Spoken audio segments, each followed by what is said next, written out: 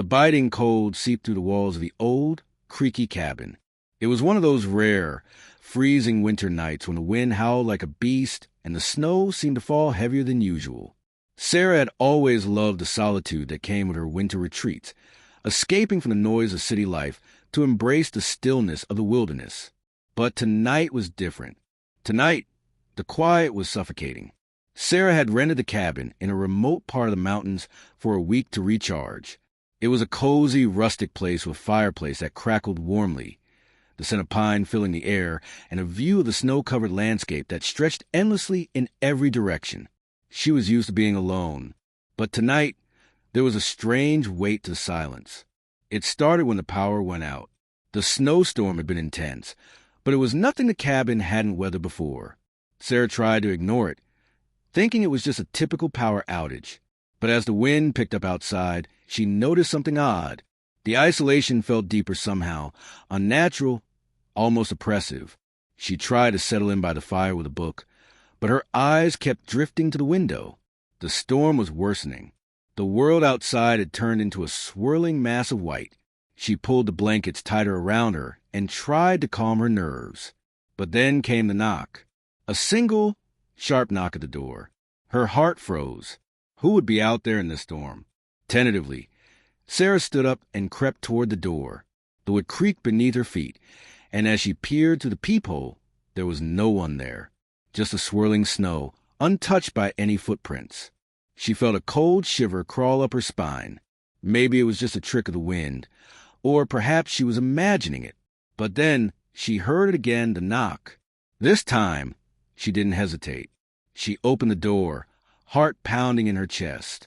The freezing wind bit at her skin, but there was nothing there. No one. The snow outside was undisturbed, perfectly smooth. "Who's out there?" she called into the storm, but only the wind answered. Sarah closed the door and locked it behind her, though she knew it wouldn't do much against whatever was out there. The night dragged on, and the unease that had settled in her stomach refused to leave. Every creak of the wood, every gust of wind outside, made her jump. She couldn't shake the feeling that someone or something was watching her. As the night deepened, Sarah tried to sleep, but every time she closed her eyes, the sound of that knock echoed in her mind. She tossed and turned, sweat beading on her forehead despite the chill in the air. That's when she heard it again. This time, it wasn't a knock. It was a scraping sound, faint but unmistakable. It came from the roof. Her breath hitched in her throat as she slowly made her way toward the window. She pulled the curtain back just enough to peer out into the snowy abyss. There was nothing, just the swirling snow, the dark outline of the trees in the distance, and the eerie stillness of the storm. But then, something caught her eye, a figure standing at the edge of the tree line just beyond the cabin. It was too far to see clearly, but Sarah could make out a dark silhouette, unmoving in the storm. A person? No. There was something wrong about the shape, something unnatural. Her heart thudded in her chest as she backed away from the window, her mind racing. Who was out there? Why hadn't they come closer? The wind howled outside, but inside there was nothing but silence, broken only by the occasional crackle of the fire. Sarah's breathing grew shallow as the terror she felt began to take over. She stepped back, her fingers brushing the wall, but then another sound, a tapping, this time coming from inside the cabin. She spun around, eyes wide, scanning the room. Nothing, but there was something different about the air now. It felt thicker. The shadows seemed to move. The tapping came again, louder now, closer. She followed the sound toward the back of the cabin, toward the old storage closet. She hesitated for a moment, then gripped the doorknob. With a deep breath, she turned it. The door creaked open. Inside was nothing but dust, old tools, and remnants of forgotten lives. But something caught her eye. Smeared across the floor was a set of footprints, thin and ghostly, leading to the back wall. Her mind raced as she stepped back, the realization sinking in. The footprints hadn't come from outside. They hadn't been there when she arrived. Someone or something had been inside her cabin. Panic set in. She bolted toward the door, but as she reached for the handle, she froze. In the reflection of the glass, Standing just behind her was a pale figure, its face hidden in the shadows, its eyes wide and empty. Sarah let out a scream and swung the door open, desperate to flee. But when she stepped outside into the storm, there was nothing. No footprints, no figure. Only the blinding white snow. The storm raged on, but now the cabin seemed quieter than ever. As Sarah made her way back inside, she heard the whispers, low, soft voices, like a chorus of the lost. What had happened? Who had been in the cabin with her? The questions echoed in her mind as she closed the door, her breath shallow, her heart racing. But no matter how tightly she locked it, she couldn't escape the truth. The storm wasn't the only thing that was cold. The story of Sarah's haunting experience was only the beginning. Far from the snow-covered cabin, in a remote part of the wilderness, another horror was unfolding. On a night just as cold, on the edge of an isolated forest, something darker than the storm lurked. The air was filled with a haunting silence, broken only by the occasional rustle of branches and the whispering wind. But in this silence, there was something else, a presence that watched from the shadows, waiting to strike. The young couple, Emily and Mark, had decided to spend their winter getaway hiking through the wilderness. The forest was supposed to be peaceful, a chance to bond away from the chaos of daily life. But as they ventured deeper into the woods, the temperature dropped rapidly and the atmosphere shifted. The trees seemed to close in on them, casting long, eerie shadows under the pale moonlight. As they reached the clearing, Emily stopped. She could feel it, a strange pressure in the air. The forest seemed to be alive, watching them, waiting for something. Mark, ever the skeptic, brushed off her unease. But Emily couldn't shake the feeling that they were not alone. There was something in the forest, something watching, following their every move. That night, as they set up camp, the whispering began. At first, it was faint, like the sound of leaves rustling. But as the night deepened, the whispers grew louder. They weren't in a language Emily could understand, but there was something unnervingly familiar about them. It was as if the forest itself was speaking to them, its words soft and seductive, pulling them into its dark embrace. Emily turned to Mark, her face pale. "Do you hear that?" she whispered, but Mark, eyes half-lidded in a state of exhaustion, dismissed her. "It's just the wind," he said. But Emily wasn't so sure. The wind had a rhythm to it now, a pattern that seemed deliberate. As the night went on, the whispers became clearer, and with them came a terrible realization. The whispers were coming from all around them, circling them like a predator. The trees creaked and groaned, their branches moving as if alive. Emily's heart raced. Mark, still unaware of the growing terror, tried to sleep. But Emily couldn't. She stared into the darkness, eyes wide, waiting for the next whisper. It came. This time, the voice was clearer, closer. "Help me," it whispered. "I'm lost." The words were hollow, filled with pain and desperation. Emily's breath caught in her throat as she realized the voice was speaking directly to her. She grabbed Mark's arm, shaking him awake. "Mark, we need to go. Now." Mark sat up, groggy and confused. "What is it, Emily?" "The forest, it's alive. It's calling us." He scoffed at first, but then the wind picked up, and with it, a chilling cry, high-pitched, almost human. Mark's face turned pale as the air around them grew colder, and the whispers seemed to intensify, like a symphony of voices. Then, a shadow moved across the clearing. Too quick, too unnatural. Mark's eyes widened as he stood up. Emily were not alone. Before they could move, the trees seemed to shift, closing in on them. The whispers turned to screams, filling the air with a maddening chorus. The ground beneath them trembled. In the distance, something large moved toward them, something that wasn't quite human. Emily grabbed Mark's hand, pulling him away, but it was too late. They were already lost. The wind had shifted again, now howling through the dense forest like a banshee calling for them to follow. Emily and Mark ran, their feet pounding in the deep snow as they desperately tried to make their way back to the trail they had come from. But the trees were closing in on them. The once open path had disappeared, swallowed by the storm and the shifting shadows. With every step, the whispers grew louder until they were no longer whispers but voices, screaming, calling, pleading for them to stop. "Turn back," one voice cried. "Come closer," another whispered, its tone sickly sweet and alluring. Emily's heart raced, her breaths coming in jagged gasps as she pulled Mark forward. She could barely see in the blizzard, but through the swirling snow, she could make out figures, dark, shifting shapes in the periphery of her vision. Figures that were too tall, too thin, their limbs twisted at unnatural angles. The wind seemed to wrap around her, pushing her toward them. "They want me to come closer," she realized with a sickening lurch in her stomach. "They want us to come closer." She glanced over at Mark, his face pale, his eyes wide with terror. He was no longer arguing or dismissing her fear. He was just as terrified as she was now. "Mark, we have to keep moving," she shouted over the roar of the wind, but he didn't answer. He was staring ahead, his eyes fixed on something in the distance. Emily followed his gaze and felt her blood run cold. In the heart of the forest stood a figure, watching them, a tall, gaunt shape wrapped in a dark cloak, its face obscured by the deep hood. But even though she couldn't see its features, Emily knew that it was looking at them, watching them. "Mark." Her voice faltered as she pulled on his arm. "We need to get out of here. Now." But Mark didn't move. He was frozen, eyes locked on the figure in the distance. The wind howled louder, as though it were urging him to move forward. Emily could feel her pulse in her ears, every beat of her heart pounding like a drum. She grabbed Mark again, shaking him. "We have to go."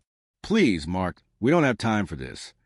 Mark blinked, slowly pulling himself out of his trance.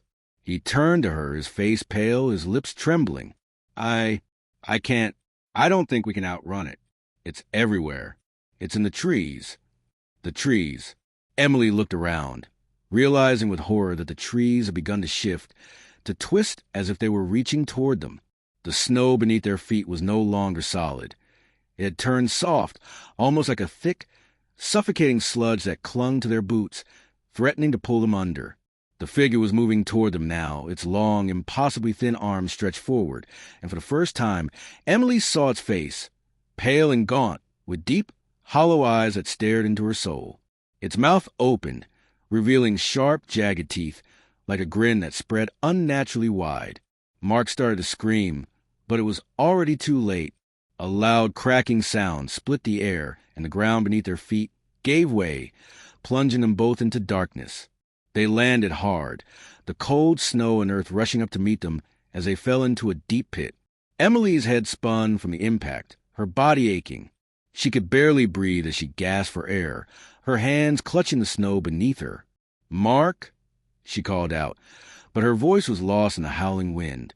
She couldn't see him. The darkness around her was suffocating.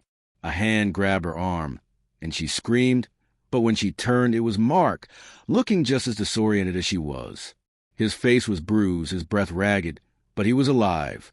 "We have to get out," Emily whispered, pulling herself up and helping Mark to his feet. They stumbled through the thick snow, the pit they had fallen into now an endless maze of trees and shadows. But the figure was still there, somewhere, watching them. Its presence was like a weight pressing down on them, suffocating them with each step. Suddenly, they heard it again, the whispering, louder, closer, as though it were coming from every direction. "Come closer," the voice purred. It was everywhere. The trees, the wind, the snow. There was no escaping it. Emily's stomach turned as the whispers grew louder and more urgent. They were all around them now, filling her mind with images of twisted faces and hands reaching from the darkness.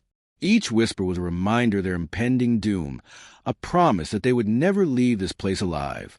"Please, Mark," Emily gasped, tears streaming down her face. "Please, we need to run. We can't stay here." Mark nodded, his eyes wide with fear. He grabbed her hand tightly, and they both sprinted through the snow, blindly running, hoping to find an escape. But with each step, the air grew colder, the snow deeper, until they were struggling just to move forward. The figures in the trees seemed to shift, growing larger and more menacing, their glowing eyes following them. And then, with a terrible crack, the ground beneath them began to give way again. The world fell away again, and Emily felt herself being pulled downward, the earth beneath her crumbling. This time, there was no snow to cushion her fall. She and Mark tumbled into an endless abyss, the darkness swallowing them whole. When she hit the ground, the shock of the fall rattled her bones, but there was no time to recover. Mark was already pulling her up, tugging her toward something. Someone in the blackness. Emily could just barely make out the outlines of an old stone path leading deeper into the forest. The whispering had grown louder, echoing off the walls of the narrow corridor that had opened up beneath them. It was a path they'd never seen before, but it felt familiar, too familiar. "I don't think we're alone," Mark muttered, his voice shaking with terror. Emily nodded, too afraid to speak. They moved cautiously, trying to find their bearings, but the path seemed endless. The wind howled, but it didn't come from the outside anymore. It came from within the walls, as though the forest itself had become a living, breathing thing. Ahead of them, the stone walls seemed to close in, and the temperature dropped even further. A cold, palpable dread settled in the pit of Emily's stomach. Suddenly, the path ahead split into two. One way was dark and foreboding, the other strangely illuminated by a soft, flickering light. Mark reached out for her hand, his grip tightening. He didn't speak. He didn't need to. The choice was clear. They followed the light. But as they moved forward, Emily couldn't shake the feeling that they weren't the only ones walking the path. There was something behind them, something that was always just out of sight, waiting for the right moment to strike. And as they walked deeper into the heart of the forest, Emily realized with a sinking feeling that they weren't just walking toward the end. They were walking toward a place where things that were never meant to be found waited in the dark. And whatever was following them was closer than they thought. The world fell away again, and Emily felt herself being pulled downward, the earth beneath her crumbling. This time, there was no snow to cushion her fall. She and Mark tumbled into an endless abyss, the darkness swallowing them whole. When she hit the ground, the shock of the fall rattled her bones, but there was no time to recover. Mark was already pulling her up, tugging her toward something. Someone in the blackness. Emily could just barely make out the outlines of an old stone path leading deeper into the forest. The whispering had grown louder, echoing off the walls of the narrow corridor that had opened up beneath them.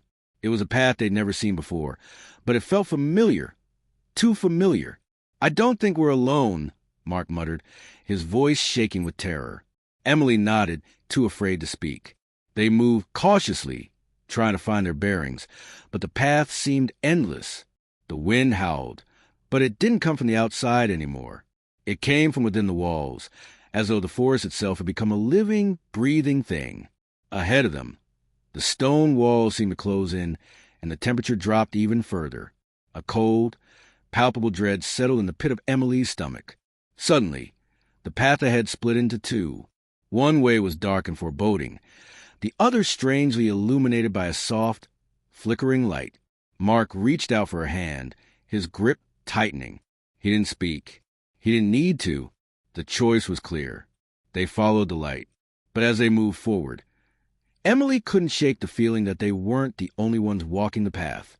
There was something behind them, something that was always just out of sight, waiting for the right moment to strike. And as they walked deeper into the heart of the forest, Emily realized with a sinking feeling that they weren't just walking toward the end. They were walking toward a place where things that were never meant to be found waited in the dark. And whatever was following them was closer than they thought. The cold had become unbearable, a biting, gnawing cold that seemed to freeze not just their skin, but their very souls. Emily and Mark moved forward, but their steps grew slower with every passing moment. The darkness pressing around them, the whispers had stopped, replaced by a heavy, suffocating silence. And then they reached it. At the end of the path, there stood a massive stone archway, its surface covered in strange, indecipherable markings. Beyond it, Emily could see something, a faint, eerie glow that illuminated the landscape in a sickly green hue. She couldn't help but feel drawn to it. "Mark," she whispered, her voice barely audible. "We have to go back. This isn't right." But Mark had already stepped through the archway, his face pale and wide-eyed as he gazed into the light. He was hypnotized by it, the fear gone from his expression. The fear had been replaced by something far worse, resignation. "No!" Emily whispered, her voice cracking as she reached for him. But it was too late. Mark had crossed the threshold, and the moment he did, the world seemed to shift. The ground shook beneath their feet, and the air thickened with terrible force, as though the very fabric of reality was tearing apart. Emily screamed, but no sound came out. Mark's eyes locked onto hers one final time, empty and lost. And then he was gone. The forest was silent once more.